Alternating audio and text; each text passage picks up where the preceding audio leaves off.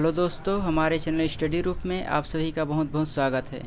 आज के इस वीडियो में हम अनुपात और समानुपात से संबंधित प्रश्नों को सॉल्व करेंगे। सबसे पहले हम देख लेते हैं कि अनुपात और समानुपात होता क्या है। हम मान लेते हैं कोई दो राशि दी गई है, पहली राशि है x और दूसरी राशि है y। अगर हम इन दोनों राशियों का अनुपात कर देंगे तो हमें जो प्राप्त होगा वह एक चर राशि प्राप्त होना चाहिए। अगर हमें चर राशि प्राप्त होती है हम इसे कहेंगे कि x और y एक अनुपात के रूप में हैं। जबकि समानुपात किसे कहा जाता है? अगर कोई दो अनुपात एक दूसरे से आपस में बराबर हैं, जैसे कि हम मान लेते हैं दूसरा अनुपात है y/z। अगर ये दोनों आपस में बराबर हैं, दो अनुपात एक दूसरे के आपस में बराबर हैं, तो उसे कहा जाएगा समानुपात। तो चलिए अब हम अनुपात और समानुपात से संबंधित प्रश्नों को सॉल्व करते हैं। सबसे पहला प्रश्न दिया गया है, यदि a और b का अनुपात 2:3 है और b और c का अनुपात 4:5 है तो हमें ज्ञात करना है a b c का अनुपात क्या होगा। हम यहाँ पर लिख लेते हैं। सबसे पहले दिया गया है a और b का अनुपात जो है 2:3 दिया गया है। दूसरा दिया गया है b और c का अनुपात। यहाँ पर हम लिख लेते हैं b और c का अनुपात दिया गया है 4:5। हमें ज्ञात क्या करना है? हमें ज्ञात करना है a b c का अनुपात क्या होगा। यहाँ पर हम देख सकते हैं कि b जो है दोनों इक्वेशन में समान है, कॉमन है। अगर हम इन दोनों को आपस में बराबर कर देंगे तो हमें जो अनुपात प्राप्त होगा a/b/c वह आपस में बराबर होगा।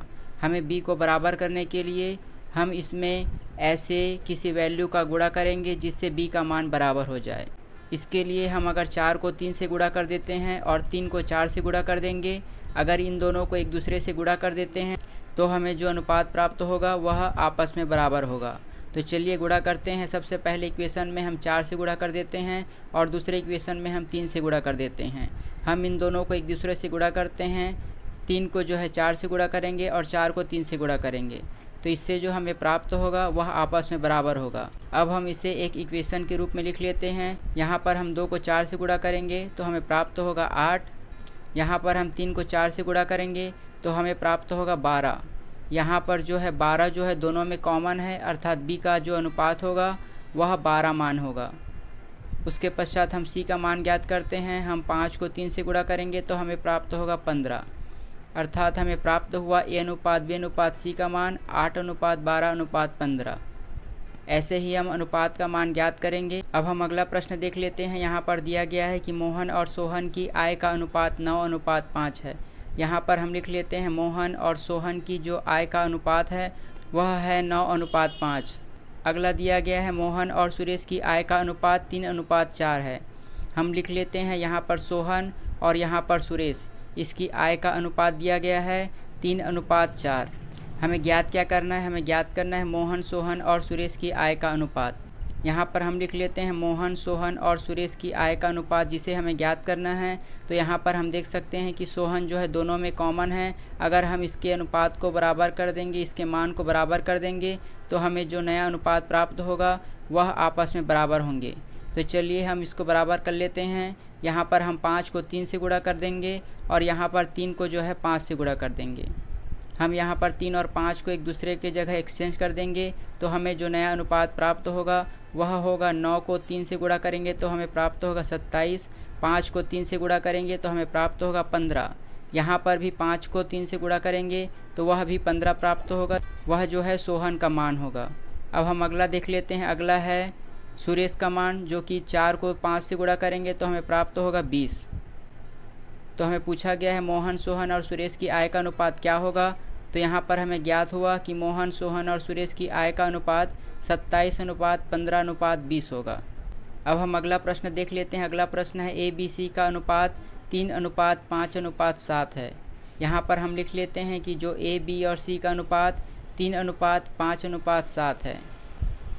यहाँ पर प्रश्न में दिया गया है कि b की आय जो है वह 500 रुपये है। यहाँ पर b की आय जो है 500 दी गई है। अगर हमें जब भी अनुपात समानुपात का प्रश्न दिया गया हो तो हम अनुपात के जगह x मान लेते हैं। यहाँ पर हम a b c का अनुपात को मान लेंगे 3x, 5x और 7x।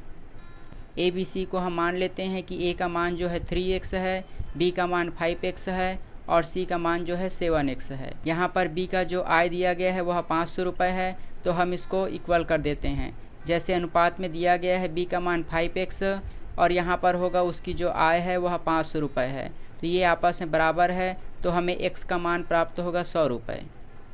हमें x का मान 100 रुपये प्राप्त हुआ। अब हमें पूछा क्या है, हमें पूछा गया है कि a का मान क्या होगा।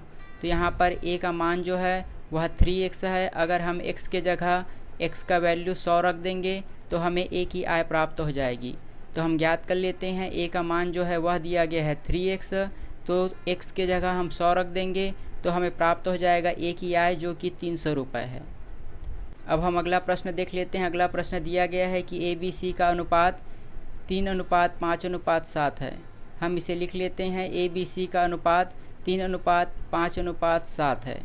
तो हम इसे x मान लेते हैं ABC को, a को हम मान लेते हैं 3x, b को मान लेते हैं 5x और c को मान लेते हैं 7x। यहाँ पर अगला दिया गया है कि a और c के आय का अंतर 800 रुपये है। हम मान लेते हैं कि a और c के जो आय का अंतर है वह 800 रुपये है। तो यहाँ हम पहले अनुपात को देखते हैं कि a और c के आय का अंतर क्या है, जो कि अनुपात के रूप में दिया गया है। तो यहाँ पर a दिया गया है 3x और c दिया गया है 7x, अर्थात जो इनके अनुपात का अंतर होगा वही अंतर उनके आय का अंतर होगा। तो इन दोनों को हम अगर अंतर निकालेंगे तो वह प्राप्त होगा 4x। 7x को जब हम 3x से माइनस करेंगे तो हमें प्राप्त होगा 4x और यही 4x का मान उसके आय के अंतर के बराबर होगा।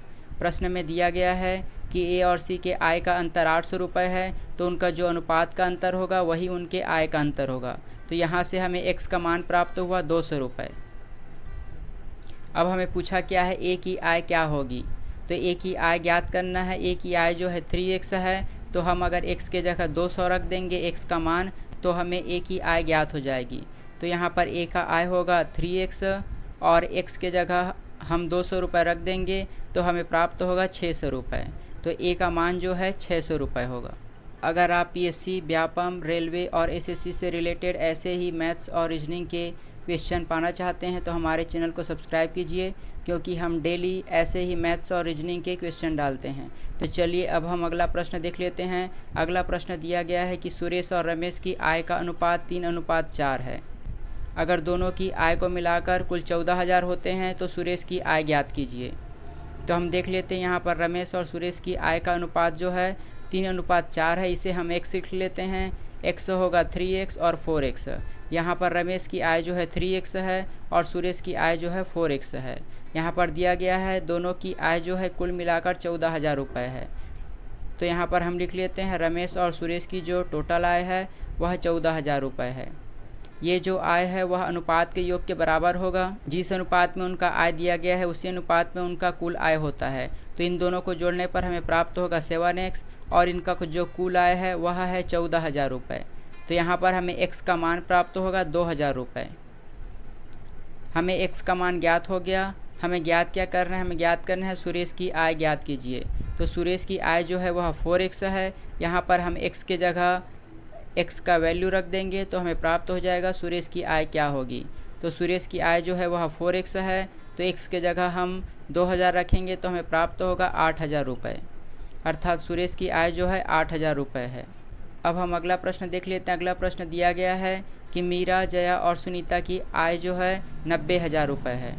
हम लिख लेते हैं मीरा, जया और सुनीता की आय जो है वह 90,000 रुपये है। हमें अगला दिया गया है कि मीरा, जया और सुनीता की आय का अनुपात 2:3:4 है। हम अनुपात लिख लेते हैं। अनुपात दिया गया है मीरा, जया और सुनीता का अनुपात जो है 2:3:4 के अनुपात में दिया गया है। हमें पूछा क्या है, जया और सुनीता की आय का अंतर क्या होगा। हमें जो जया और सुनीता की आय का अंतर ज्ञात करना है। तो सबसे पहले हम x का मान ज्ञात कर लेते हैं। x का मान क्या होगा, हमें दिया गया है कुल आय जो कि 90,000 रुपये है। अगर हम अनुपात को जोड़ देंगे तो वही जो है कुल आय के बराबर होगी। यहाँ पर हम लिख लेते हैं 2x प्लस जो है जया का है 3x और सुनीता का दिया गया है 4x। ये जो है 90,000 रुपये के बराबर होंगे, क्योंकि तीनों का कुल आय जो है 90,000 रुपये है। इसे हम जोड़ देंगे तो हमें प्राप्त होगा 9x जो कि 90,000 रुपये है। तो हमें प्राप्त होगा 9x इक्वल टू 90,000 रुपये। तो x इक्वल टू प्राप्त हुआ हमें 10,000 रुपये। तो हमें पूछा क्या है, जया और सुनीता की आय का अंतर क्या होगा। यहाँ पर जया जो है वह 3x है और सुनीता जो है 4x है। इन दोनों का अंतर हम ज्ञात कर लेंगे, तो इन दोनों का अंतर होगा 4x माइनस 3x, जो कि प्राप्त होगा x। अर्थात हमें पूछा गया है कि जया और सुनीता की आय का अंतर क्या होगा, तो जया और सुनीता की आय का अंतर x है, तो x का मान होगा 10,000 रुपये। अब हम रेलवे परीक्षा या एसएससी परीक्षा में पूछे जाने वाले महत्वपूर्ण प्रश्न को देखते हैं। अगला प्रश्न दिया गया है कि 64 और 81 का मध्यानुपात क्या होगा। यहाँ पर हम देख लेते हैं कि मध्यानुपात जो है मध्य में स्थित होता है, तो इसे ज्ञात कैसे करेंगे। सबसे पहले 64 लिखेंगे, उसके बाद लिखेंगे x इक्वल टू x और अनुपात में लिखेंगे 81। हमें जब भी मध्यानुपात ज्ञात करने के लिए कहा जाए तो हम ऐसे ही लिखेंगे, मध्य में जो है x होगा। तो इसे हम सॉल्व करते हैं। सबसे पहले 64 बटा x equal to x upon 81। यहाँ पर जो अनुपात होता है वह बटे में हो जाता है, अर्थात हर में हो जाता है। तो इसको हम तिर्यक गुणा करेंगे, तो इससे हमें x का मान ज्ञात होगा। तिर्यक गुणा करने पर हमें प्राप्त होगा 64 गुणा 81 बराबर प्राप्त होगा हमें x²। तो हम इसे तोड़ देते हैं, ये 8 का वर्ग है, तो इसे हम लिखेंगे 8 गुणा 8 और इसे ये 9 का वर्ग है, इसे लिखेंगे 9 गुणा 9 इक्वल टू x²। तो यहाँ पर x का मान क्या होगा, अगर हम स्क्वायर को हटाएंगे तो यहाँ पर हम रूट डाल देंगे। तो रूट डालने पर जो है 2 8 में से 1 8 प्राप्त होगा, रूट से बाहर आएगा तो 2 9 दिया गया है, उसमें से 1 9 बाहर आएगा, तो हमें प्राप्त होगा 72। अर्थात जो x का मान है वह 72 है, अर्थात इस प्रश्न में मध्यानुपात का मान 72 होगा। अब हम अगला प्रश्न देखते हैं। अगला प्रश्न दिया गया है कि राजू और समीर की आयु का अनुपात 4:5 है। आयु के प्रश्न में भी अनुपात से संबंधित प्रश्न रहते हैं, तो इसे भी हम देख लेते हैं। यहाँ पर दिया गया है राजू और समीर की जो आयु का अनुपात है वह दिया गया है 4:5। हमें अनुपात दिया गया है तो हम इसे x मान लेते हैं। राजू की जो आयु है वह 4x है और समीर की आयु जो है वह 5x है। अगला दिया गया है 4 वर्ष बाद उसकी आयु का अनुपात 5:6 हो जाता है। तो इसे हम कैसे लिखेंगे। सबसे पहले हम इसे लिख लेते हैं कि जो आयु है वह 4x और 5x है, ठीक है। उसके बाद दिया गया है 4 वर्ष बाद, तो 4 वर्ष बाद मतलब 4 वर्ष प्लस करेंगे और नीचे भी दिया गया है 4 वर्ष बाद मतलब 4 वर्ष प्लस करेंगे। तो जो नया अनुपात होता है वह हो जाता है 5/6। ये जो अनुपात दिया गया, अगर 4 वर्ष बाद कहा जाए तो उसे करेंगे हम +4। 4 वर्ष के बाद जो नया अनुपात प्राप्त होगा वह प्राप्त होगा 5/6। तो इसे सॉल्व करने पर हमें x का मान ज्ञात होगा। x का मान ज्ञात होने के पश्चात हमें पूछा गया है समीर की आयु क्या होगी। तो समीर की आयु जो है 5x है। अगर हम x का मान ज्ञात कर लेंगे, यहाँ पर हम 5x के जगह x का मान रख देंगे, तो हमें प्राप्त हो जाएगा समीर की आयु क्या होगी। तो चलिए सॉल्व करते हैं। इसको हम तिर्यक गुणा करते हैं। तिर्यक गुणा करने पर हम यहाँ पर आ जाएगा 6 और उसके पश्चात यहाँ पर आ जाएगा 5। तो इसको हम सॉल्व करेंगे, तो यहाँ पर हम सॉल्व करते हैं तो हमें प्राप्त होगा 24x प्लस इसको सॉल्व करेंगे तो हमें प्राप्त होगा 24 इक्वल टू इसको सॉल्व करेंगे तो हमें प्राप्त होगा 25x और इसको सॉल्व करेंगे तो हमें प्राप्त होगा 20। तो हम x को एक साइड ले आते हैं और जो वैल्यू है उसे एक साइड ले आते हैं। तो अगर 24 इस साइड जाएगा तो 25 में घटने के पश्चात हमें प्राप्त होगा x। तो x इक्वल टू प्राप्त होगा, इसे हम घटाएंगे, 20 इस साइड आएगा तो वह माइनस हो जाएगा, तो 24 में 20 घटेगा, हमें प्राप्त होगा 4। अर्थात यहाँ पर हमें x का वैल्यू जो है वह 4 प्राप्त हुआ। इस 4 वैल्यू को हम यहाँ पर x के जगह रख देंगे तो हमें प्राप्त होगा समीर की आयु क्या होगी। तो यहाँ पर x का मान रखने पर 5 में 4 से गुणा करेंगे तो हमें प्राप्त होगा 20। अर्थात जो समीर की आयु है वह 20 वर्ष है। इसके पश्चात हम अगला प्रश्न देख लेते हैं। यह भी प्रश्न आयु से संबंधित है। अगला प्रश्न दिया गया है कि पिता और पुत्र की आयु का अनुपात 8:3 है। यहाँ पर हम लिख लेते हैं फादर और यहाँ पर लिख लेते हैं सन। उसकी जो आयु का अनुपात है वह 8:3 है। यहाँ पर हम x लिख लेते हैं। दिया गया है कि उनकी आयु का योग जो है 44 है। तो यहाँ पर हम लिख लेते हैं कि फादर और सन की जो आयु है उनका योग जो है 44 है। तो हमें ज्ञात क्या करना है, हमें ज्ञात करना है पुत्र की आयु क्या होगी। तो इन दोनों का जो अनुपात है उसे जोड़ने पर हमें कुल आयु प्राप्त होगी। तो इन दोनों को जोड़ने पर हमें प्राप्त होगा 11x इक्वल टू 44। तो यहाँ पर जो x का वैल्यू है वह प्राप्त हुआ 4। हमें पूछा गया है कि पुत्र की आयु क्या होगी। यहाँ पर पुत्र की आयु जो है वह 3x है। x के जगह हम 4 वैल्यू रखेंगे तो हमें प्राप्त होगा कि पुत्र की आयु कितनी है। तो हम रख देते हैं, यहाँ पर 3x है तो 3 × 4, x के जगह 4 रख दिए तो हमें पुत्र की आयु प्राप्त हुई 12, अर्थात जो है पुत्र की आयु 12 वर्ष है। अगर आप मैथ्स और रीजनिंग से रिलेटेड ऐसे ही और क्वेश्चन पाना चाहते हैं तो हमारे चैनल को सब्सक्राइब कीजिए, क्योंकि हम चैनल के माध्यम से प्रतिदिन ऐसे ही मैथ्स और रीजनिंग से रिलेटेड वीडियो डालते हैं। तो अगर आपको हमारी ये वीडियो अच्छी लगी और आगे भी ऐसे ही और वीडियो पाना चाहते हैं तो हमारे चैनल को सब्सक्राइब कीजिए और बगल का नोटिफिकेशन बेल भी ऑन कर दीजिए, ताकि हमारे द्वारा डाली गई सारी वीडियो आप तक पहुँचे सबसे पहले। धन्यवाद।